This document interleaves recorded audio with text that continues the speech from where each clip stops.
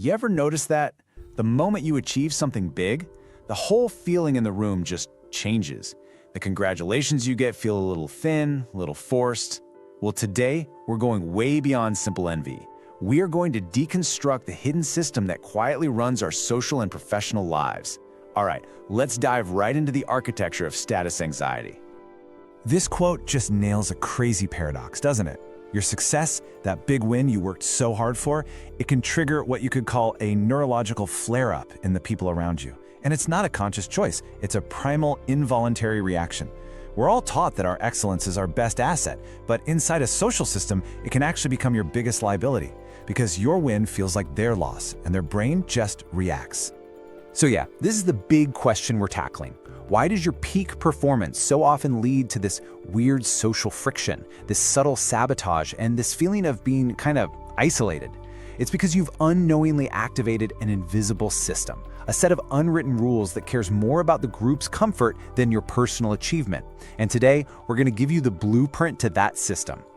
So here's our game plan. We're going to start with the paradox of what it means to achieve something. Then we'll look at how the sabotage actually shows up in the real world. After that, we'll break down the predictable 4-stage aggression loop that fuels all of this and explore the neuroscience behind our zero-sum brain. And then, the best part, we'll cover the concrete strategies for reclaiming control and actually leading with this knowledge. Okay, first up, the penthouse paradox. See, when you win, you don't just get a better office or a better title. You create a status vacuum. And for the primitive parts of the human brain, the parts that are obsessed with survival and belonging, your climb up feels like a push down to them. This isn't logic. This is a gut-level survival reflex. And let's be clear, this is not just jealousy.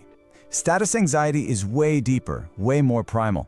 It's the brain's ancient alarm system just screaming, warning, you are being outranked, you might get left behind, your spot in the tribe is not safe anymore. And that feeling is so deeply uncomfortable that the brain will do pretty much anything to make it go away.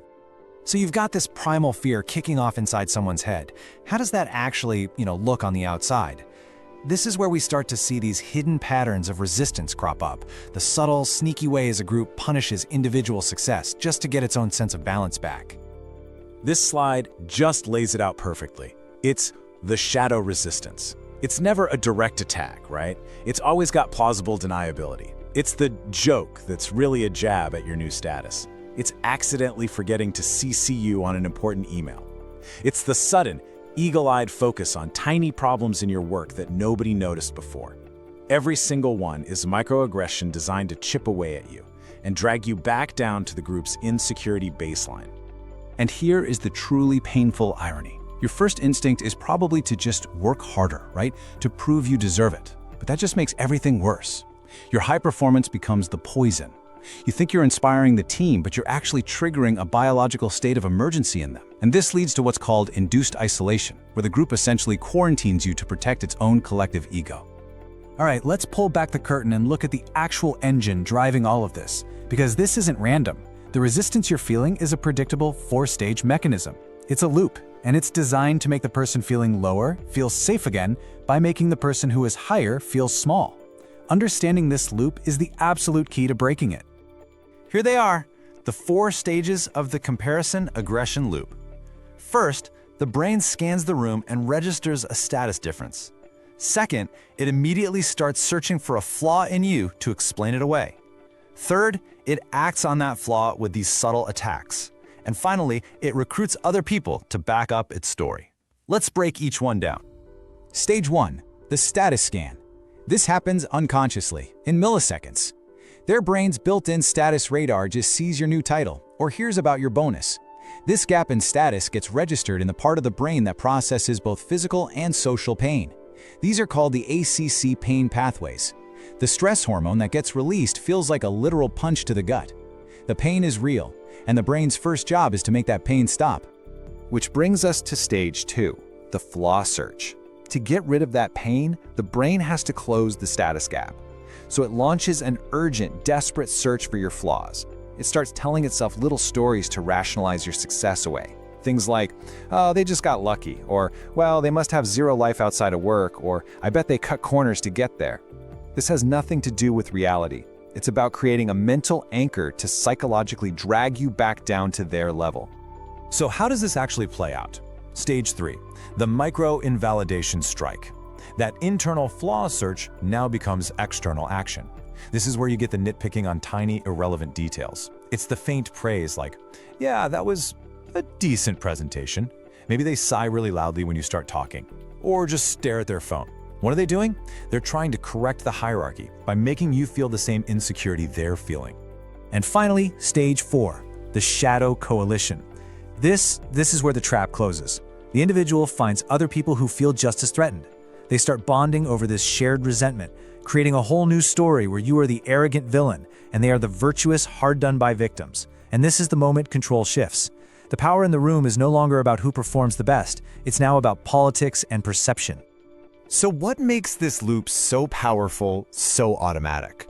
Why does status feel like a life or death situation?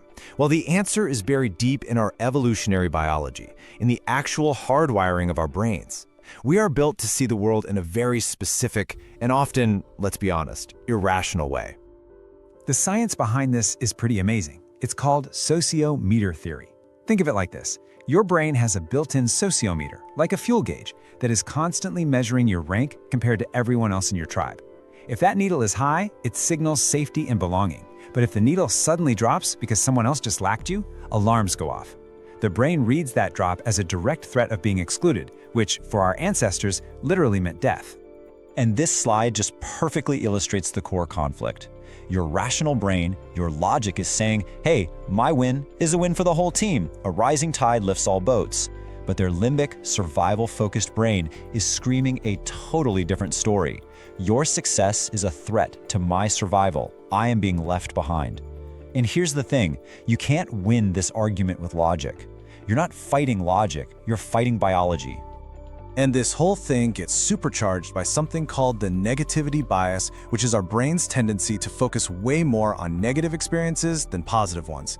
The pain of feeling less than is so much stronger than the joy of celebrating a teammate's win. So the brain defaults to this mental shortcut, this heuristic of resentment. It actually becomes easier and more emotionally satisfying to just sabotage the winner than to deal with your own feelings of inadequacy. Okay, so we've diagnosed the system. We understand the biology behind it, but what do you actually do about it? How do you diffuse this loop and take back control of the narrative? This is where we make the critical shift from being the target of status anxiety to becoming the sponsor of the team's success. There are 3 key countermaneuvers you can use. First, prestige distribution. Second, vulnerability disclosure, which you can think of as lowering the threshold. And third, this is a real strategic one, sponsoring the coalition leader. These aren't about making yourself smaller, they're about smartly managing the status perceptions in the room. Okay, so this is how most of us would announce a win. It's factual, it's direct, and it is a massive trigger for the comparison aggression loop. That single word, I, creates distance, it highlights the status gap, and it just pours gasoline on the fire of their insecurity. Now look at the difference here. This is prestige distribution in action. You start with we, and then you immediately redirect the credit to someone specific on the team. What does this do? It magically transforms their status anxiety into status alliance. You're not hogging the spotlight, you're sharing it. You are literally raising their status to secure your own.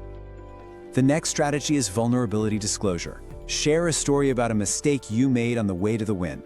This taps into something called the pratfall effect, where highly competent people become more likable after they mess up. Think about it. When a leader says, I really struggled with this part of the project, they don't look weak, they look human. It closes that perceived status gap and sends a powerful signal. My success is attainable, it's not some oppressive standard you can never reach. And now for the final, most advanced maneuver. If you've identified a shadow coalition, whatever you do, do not fight it. That just proves their story that you're the bad guy. Instead, you identify the informal leader of that coalition and you publicly empower them. Give them a high visibility project. Praise their work in a big meeting. Why does this work? Because their whole negative story collapses when their leader starts succeeding because of you.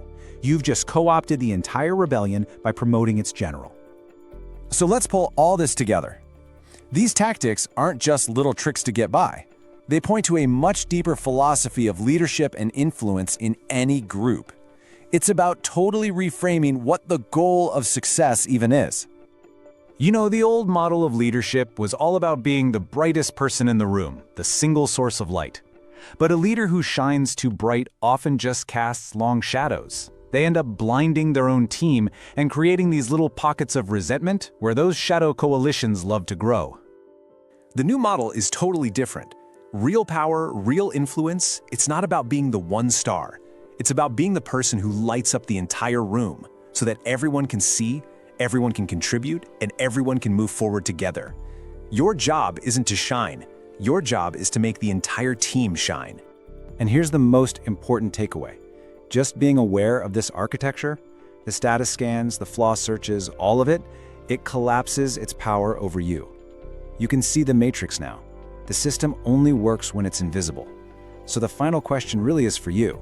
Now that you have the blueprint, how are you going to redesign the dynamics of every single room you walk into?